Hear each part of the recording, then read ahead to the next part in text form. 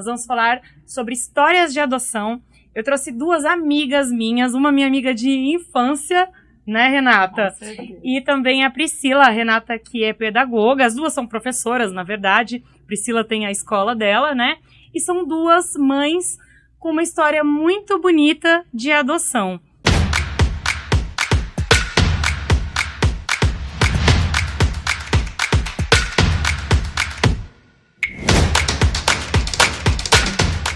Né? A Renata, que tem um relacionamento homoafetivo, né? E que vai contar como que foi todo esse processo. E a Priscila, que já tinha 4 filhos biológicos quando resolveu adotar. E, gente, muito bem-vindas aqui ao nosso Pode Causar. E, Renata, conta um pouco como que foi, como que você entrou para esse mundo da adoção. Olha, primeiro é um prazer estar aqui, né? Nos revendo, né? Depois de muitos anos aí de amizade, é uma coisa que fica, né? Sim. A nossa memória afetiva vem à tona, né? De tudo aquilo que a gente já vivenciou na nossa infância, que foi uma infância muito boa. Costumo falar que eu tinha pouco, mas eu tinha muito, porque exatamente. A gente se divertia, a gente... bom, agora eu vou começar a contar coisas de infância, né? Mas, nossa, eu lembro da gente indo no seu... Acho que num estágio que você tinha lá no Cefam, não é isso? De ônibus, o ônibus chacoalhando assim, e a gente pulando e rindo, horrores, absurdo, fazendo xixi na calça de tanto dar risada. Bom demais, né? Muito bom. É o que fica, né? Essa memória afetiva aí. E tem a ver, sim, com a história, né? Com certeza, tem a ver, porque quando a gente fala de adoção, a gente fala de vínculo, né? São vínculos que não são sanguíneos, igual o nosso não é, mas que a gente tem aí uma memória afetiva, uma história, sua mãe, né? Eu me lembro nitidamente, brava, bichinha, botava a gente na linha, rapidinho, só com o olhar dela, botava a gente na linha, e a gente precisava, a gente não vamos negar, né? Então tem a ver, a adoção tem a ver com essa questão desse vínculo, né? Que ele vai além da questão sanguínea, né? Então, por isso que é muito importante, eu estou muito feliz de estar aqui. Bom, a minha história, ela tem a ver com o desejo de ser mãe, né, e dos processos que nós fomos atrás para poder nos tornarmos mães, tanto eu quanto a Fábia. Nós fomos atrás da questão de inseminação e tudo, mas a gente achou muito artificial, literalmente, então a gente partiu para essa questão da adoção. Nós fomos até o fórum, nós fizemos todo o processo pelo fórum. Achamos que iríamos ter problemas por ser 2 mulheres, né?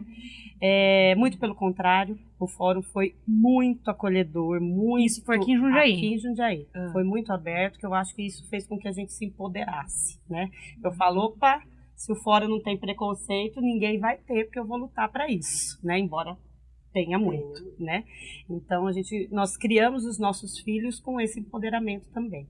E aí nós fomos no fórum, fizemos o processo, e aí nós não ficamos nem um dia na fila, porque o nosso perfil era maior, né? Era até 3 crianças, até 13 anos, sem distinção de raça, de sexo, de doenças, né? Então é importante até a gente poder falar sobre isso, sim, né? Porque se você quer o perfil, né? Isso, explicar perfil. um pouquinho o que é o perfil. Exatamente, porque assim, se você quer um bebê, eu falo no grupo de apoio à adoção, do qual faço parte hoje da diretoria técnica, a gente sempre fala o que cabe na sua bagagem, né? Então, qual é a mala que você vai levar, né? Então, cada um tem que carregar aquilo que cabe, porque senão a mala estoura, sai a rodinha e aí você não dá conta, né? Então, se você quer um bebê, você tem que ter a consciência de que vai demorar mais, né? Sim. Mas ele vem, né?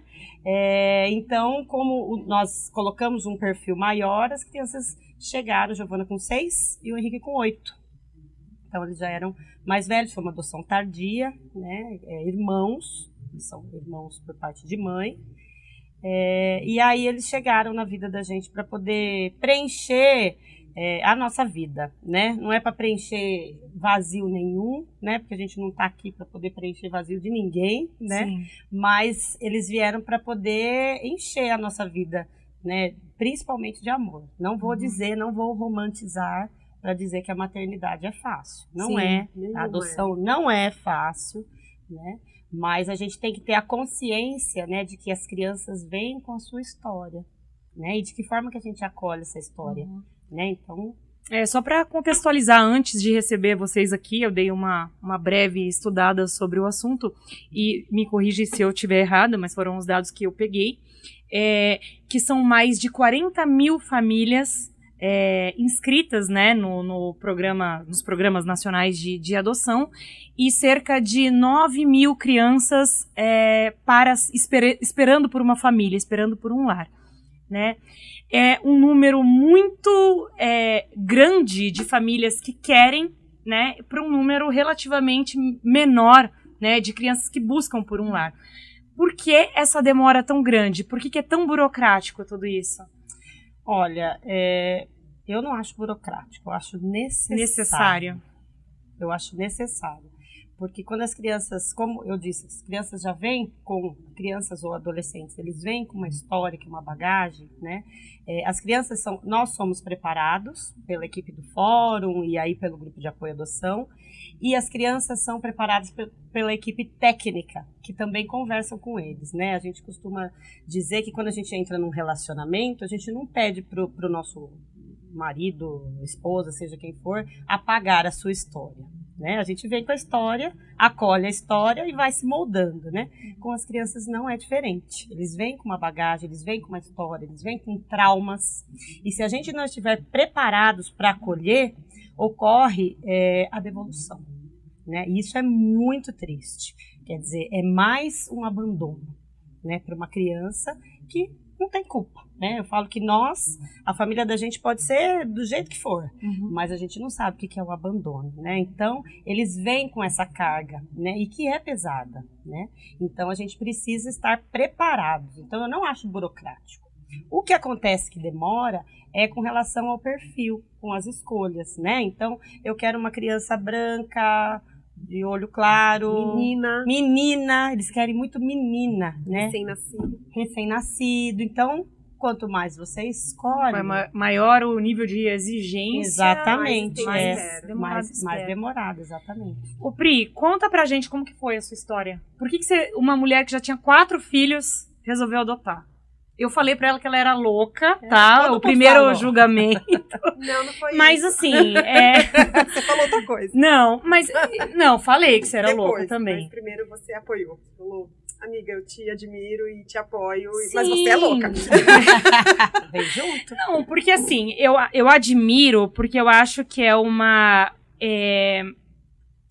um desapego muito grande a questões materiais, porque vamos combinar que a sua, como que eu posso falar? Não sei se qualidade de vida, o seu vai diminuir, o seu, né?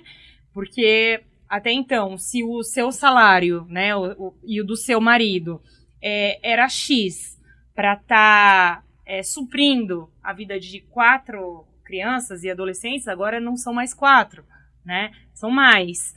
Então, assim, admiro por isso. Porque não é todo mundo, sabe? Que se... desprende, se desprende, não tá me vindo a palavra. É um desprendimento, é isso mesmo, muito grande, né? Isso é muito admirável e não é para qualquer pessoa, né? E também uma loucura, né? É colocar um sonho, eu acredito em prática. Da onde veio a ideia? Foi um sonho, realmente? Então, primeiro, deixa eu agradecer, né, que eu já comecei a falar e me agradecer pelo convite. Só corrigindo, a Aline primeiro falou, Pri, eu te apoio e te admiro, seu coração é enorme, mas você é louca. Então teve essa fala, mas a primeira fala não foi de reprovação, foi de apoio. Eu tinha um sonho quando eu engravidei da primeira filha, eu tinha 18 anos, de que eu teria um filho por adoção, né? E aí esse sonho ele era repetitivo e tudo mais.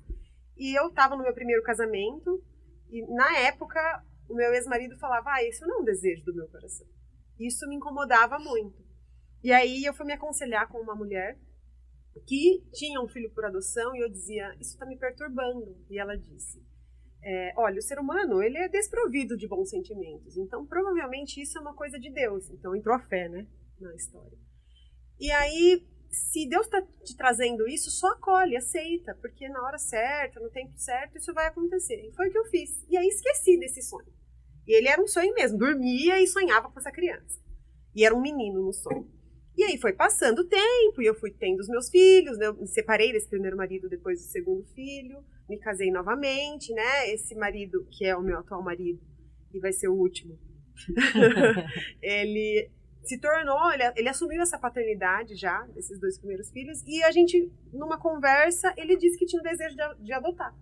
E aí isso voltou pro meu coração. E foram passando os anos, quando a gente começou a ir atrás do grupo de apoio, há uns 12 anos mais ou menos, eu não lembro se você já estava.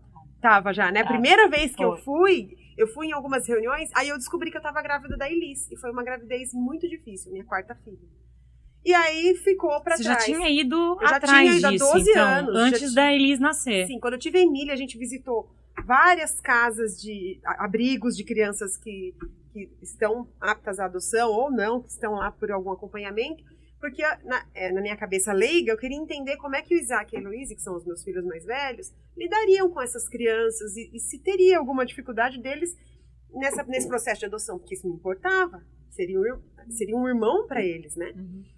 E aí logo a gente viu que criança é criança e seria muito simples, era uma preocupação até boba minha, assim, sabe?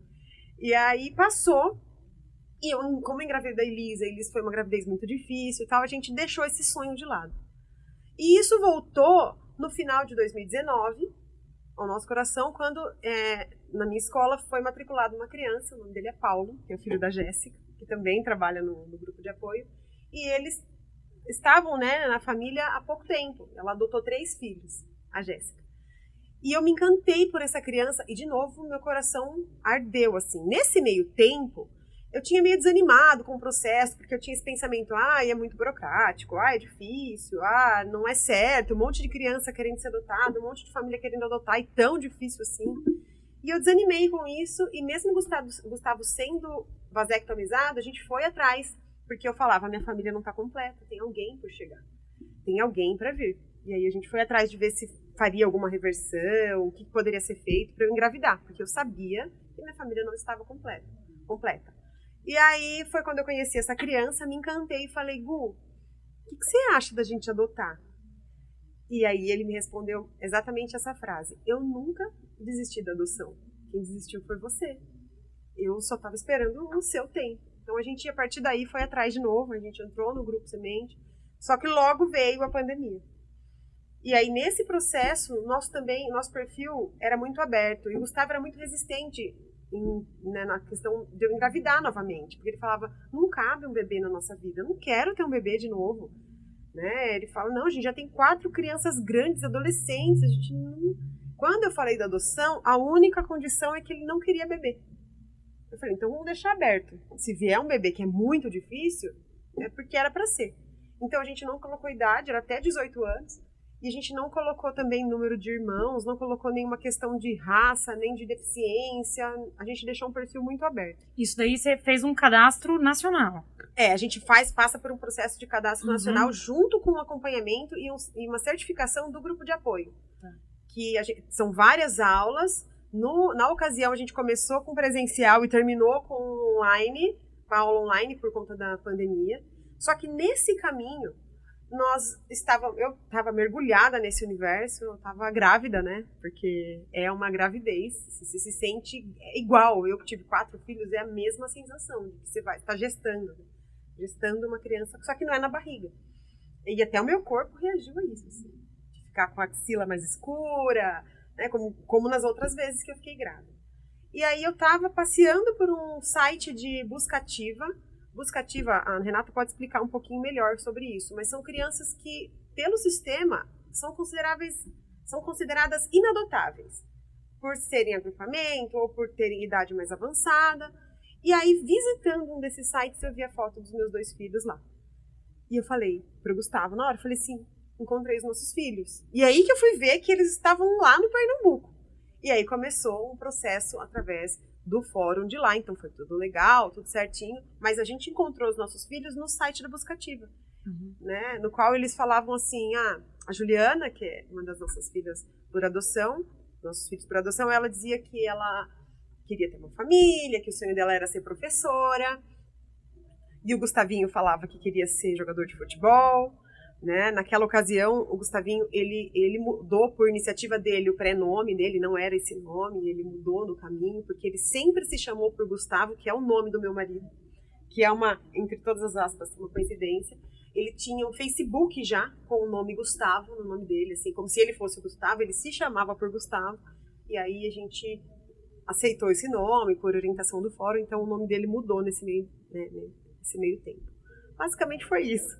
E aí a gente conseguiu, demorou para trazer porque o fórum parou, aí começou uma saga. Como trazer os nossos filhos, sendo que o fórum estava parado, e aí isso foi demorando um pouco mais do que demoraria se a gente estivesse funcionando normalmente. Então, do tempo que a gente se conheceu virtualmente até o dia que eles chegaram foram 9 meses.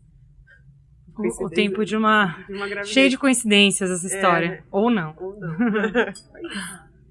E vamos falar dos desafios que vocês passaram. Começa a rir. Vamos lá. Os desafios, na verdade, os desafios vieram mais de fora para dentro do que de dentro para fora, né? A adaptação das crianças foi super tranquila, foi muito, muito boa. Eles se adaptaram à minha família, que você conhece muito bem, sabe que a gente é todo mundo acolhedor, né? Sim. Então eles se sentiram na família deles mesmo. Mas tem o fora, né? Tem escola, né? Que a gente até dá uma palestra no Semente que fala escola, lugar onde tudo acontece. Que são as relações, né? Onde eles vão conviver com pessoas, com crianças da mesma idade, né? E aí tem professor que acolhe, tem professor que não acolhe, né? Tem terapeuta que acolhe, tem terapeuta que não acolhe. Até terapeuta? Até terapeuta. Uma vez a Giovana foi uma fonoaudióloga e a Giovana era Giovana Kathleen com todos os H's, Y's e N's possíveis, né? E ela não gostava desse nome. Quando a adoção é tardia, eles podem escolher ficar com o nome ou não, mas são eles que escolhem, não é a gente que escolhe. Diferente de um bebê que já, né? E aí a Giovana falou, mãe, você explica que eu não sou mais essa? Ela só era Giovana. Ponto. Explica. E eu explicava e toda vez ela chamava. Giovana quer... Um belo dia a Giovana chegou em casa, tinha 6 anos. Ela falou, não vou mais. Eu falei, mas por que aconteceu alguma coisa lá? Ele falou, porque ela não me respeita. Olha só. E eu tive que trocar de fone. Troquei com, né? Então, até terapeuta, né? Então, é difícil para a gente escolher um psicólogo, uma fono, um psicopedagogo, que vai entender e que é o que eu sempre digo, eu não quero nem mais nem menos. Eu não quero que todo mundo fique em cima, chamando eles de coitadinho e tudo, e também não quero menos. Eu quero aquilo que é de direito deles, né? Que é uma boa educação, que é uma boa terapia, né? Que é aquilo que eles estão precisando, que é a fase que eles mais precisam, que é essa fase, né, de acolhimento deles, né? Das necessidades, né? Então, a Giovana entrou no primeiro ano, não sabia nem cor. Hoje, o que uma criança pega um lápis, qualquer coisa, faz... A Giovana não tinha coordenação motora. Né? E eu lembro que eu ia em reunião de escola e a professora ficava olhando. Eu parei de ir em reunião. Eu falei, Sandra, você quer que uma excelente professora, mas eu sentia, eu sendo professora, né, que ela não tinha nada para me mostrar, mas eu não queria ver nada de papel. Ela estava feliz na escola. E isso era o que importava.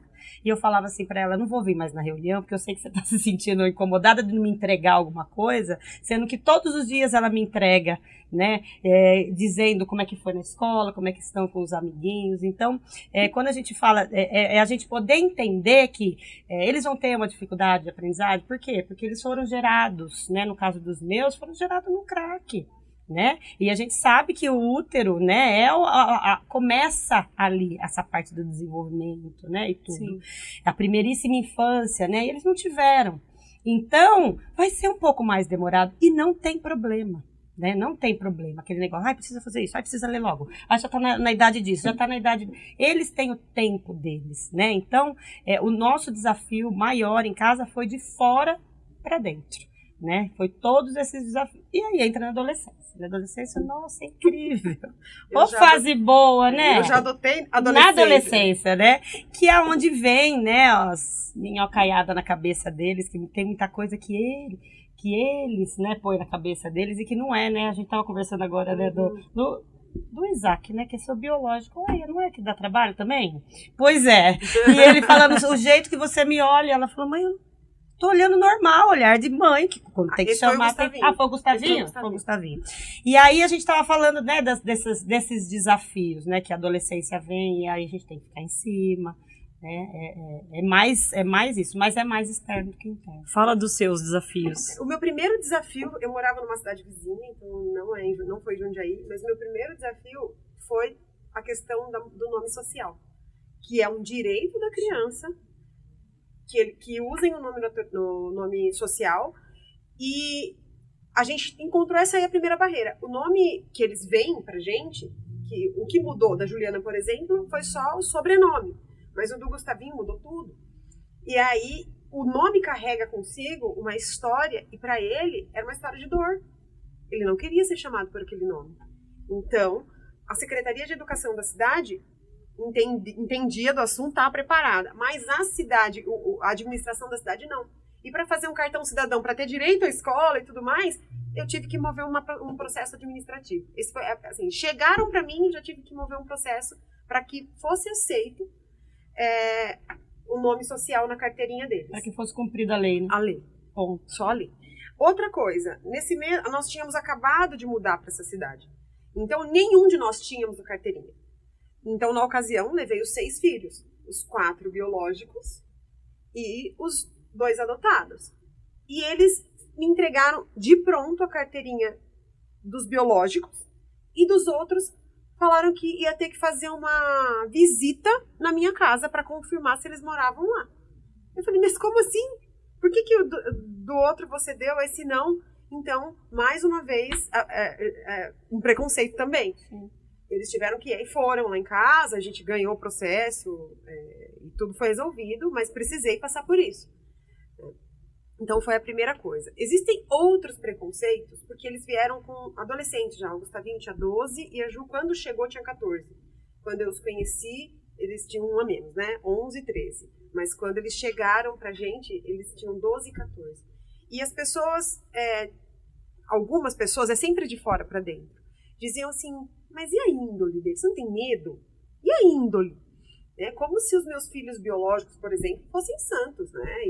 E nunca fosse cometer nenhum erro. Não, porque ser humano comete erros e a gente aprende.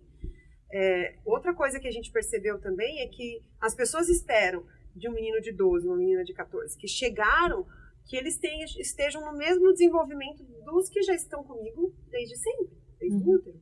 Isso é muito diferente. Então, eles tinham um desenvolvimento emocional muito diferente, e até no comportamento, em tudo. Então, meus filhos não conseguiam levantar a mão e pedir pro garçom um suco de laranja, eles não conseguiam fazer isso. Então, teve uma questão até alimentar que você falou, né, que eles não comiam nada, que foi super difícil. Eu fiz a introdução alimentar com 2 adolescentes. Tudo o que a gente comia, e mesmo tentando fazer o cuscuz, fazer o que teoricamente seria da região que eles moravam, eles não comiam absolutamente nada. E aí eu tive que ser bastante firme, né? E aí eu encontrava até problemas com os avós, por exemplo, ai, tadinhos, né? Vamos dar isso aqui que ele gosta, deixa comer o doce. E aí a gente faz igual com uma criança de 2 anos. Não, eu vou guardar o prato e na hora que sentir fome vai comer. Ô Rê, fala um pouco pra gente sobre o grupo que você faz parte hoje e que conselho você daria para uma mãe que está buscando adotar? Olha, o Grupo de Apoio à Adoção Semente, ele existe há mais de 20 anos, né? E ele, ao contrário de outros grupos, que é a nível nacional, que surge por mães e pais, né, que buscam ajuda e auxílio, o Grupo de Apoio daqui de Jundiaí surgiu pela equipe técnica do Fórum. O Fórum foi que viu, a equipe técnica do Fórum viu a necessidade de ter um grupo que auxiliasse. Tanto que o nosso entrosamento, a gente tem entrosamento muito, muito, muito forte com o Fórum. A gente se conversa semanalmente, a gente vai passando as demandas, eles vão passando as demandas para a gente, coisa que é difícil em outros municípios, aqui a gente tem mais abertamente. Então, o grupo surgiu dessa necessidade, porque o Fórum viu que os pais precisavam, né? Então, hoje, a gente tem as nossas reuniões toda a última terça-feira do mês, que são reuniões abertas, que acontece lá no Complexo Argos, às 19 horas, e que pode ir qualquer pessoa, até, estou pensando em adotar, pode ir aberto. E temos os módulos preparatórios. Esses são os módulos, são 6 módulos, né, uma vez por mês, que foi o que a Pri fez. E são módulos mensais onde nós trabalhamos com todas essas temáticas. Então, é de preparação para os pretendentes. E quem encaminha é o fórum. Então, a porta de abertura é o fórum, né? Então, entre em contato com o fórum e aí o fórum vai encaminhar para o semente para poder fazer este preparo, que inclusive minha mãe fala, quem me dera eu tivesse tido esse preparo para ter vocês biologicamente falando, né? Porque ninguém prepara uma mãe biológica, não é? Nasce e agora, é com você, querida. É com você, vai, você que lute e vamos embora, né? Então, o grupo tem essa, né? Antes da pandemia, a gente tinha mais projetos e tudo, mas daí acabou saindo muita gente, né? Da questão do voluntariado está a nível nacional, né? Caiu muito, então a gente priorizou essas ações, né? Então, o grupo está aberto, né? Para qualquer pessoa que quiser conhecer. Agora, dia 12 de dezembro, a gente tem a última reunião, que a gente vai juntar, né, todo mundo. Tem o grupo das crianças, né? Então, quando os pais ficam nessa reflexão, ficam as crianças no sementinha, né? Então, e aí junto, quem já tem filho biológico e quer adotar, a Priscila sempre enchia a sala, e aí juntava tudo, a Pri vem, então eu acho que é legal falar que no grupo de apoio, você vai as primeiras vezes, você fala assim, vocês estão querendo me convencer a não adotar. Não é possível. Mas só falam coisa ruim, né? E depois que passa pelo processo, você entende o quão valioso, fala, nossa, está acontecendo aquilo que ela disse que ia acontecer, mas eu achei que comigo não, porque a gente cria uma expectativa. Qualquer tipo de maternidade traz pra gente uma expectativa, uma série de, o meu parto vai ser assim, aí é assado. Eu quero amamentar até os 2 anos, e aí não amamento. Então, a adoção não é diferente. E aí, eles preparam a gente, e cada coisa que foi acontecendo, porque foram várias dificuldades que nós tivemos, inclusive dos meus filhos dizerem assim, quero voltar, não quero mais ficar aqui. E eu já estava preparada para ouvir isso, estava esperando até. E aconteceu. E como que eu vou lidar com isso? Com a rejeição deles por mim, com a não adoção deles. Conta um pouco pra gente, conta como que foi isso.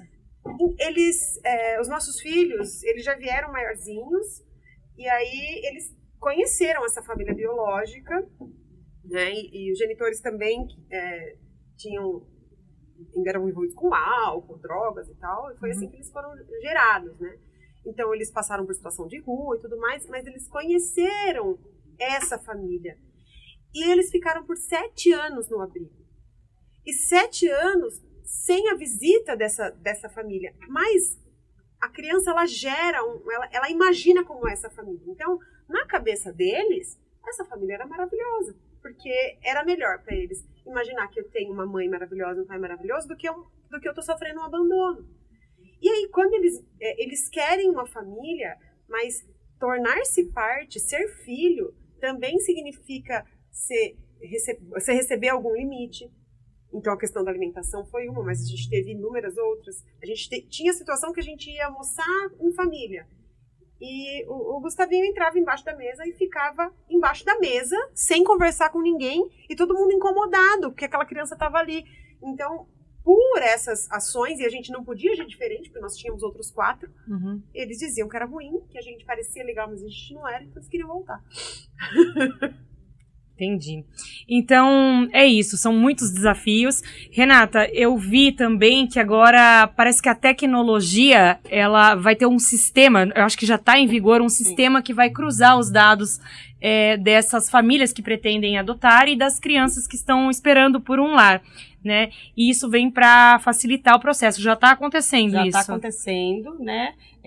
Quando iniciou era tudo novo, né? Que é o Sistema Nacional da Adoção, mas agora ele já está funcionando melhor, né? E já está cruzando esses dados e aí faz com que você, pelo computador, você consegue ver lá em que fila, né? É importante até falar da fila, né? Que não é uma fila só, são várias filas, que depende do seu perfil. Né? Então, você tem o perfil de bebê, então é uma fila. Então, são várias microfilas, né? Então, e aí você vai conseguir acompanhar todo o seu processo, isso já acontece, tudo informatizado. Isso vem, com certeza, auxiliar, né? E a gente sempre fala que a gente não busca a gente pensa sempre na criança, né? Então, a prioridade absoluta é a criança. Nós estamos aqui por conta das crianças. O grupo de apoio à adoção tá, o fórum tá, né? Então, a gente não busca um filho para uma mãe, a gente busca uma mãe ou um pai para o filho, né? Então, isso é importante a gente dizer. E,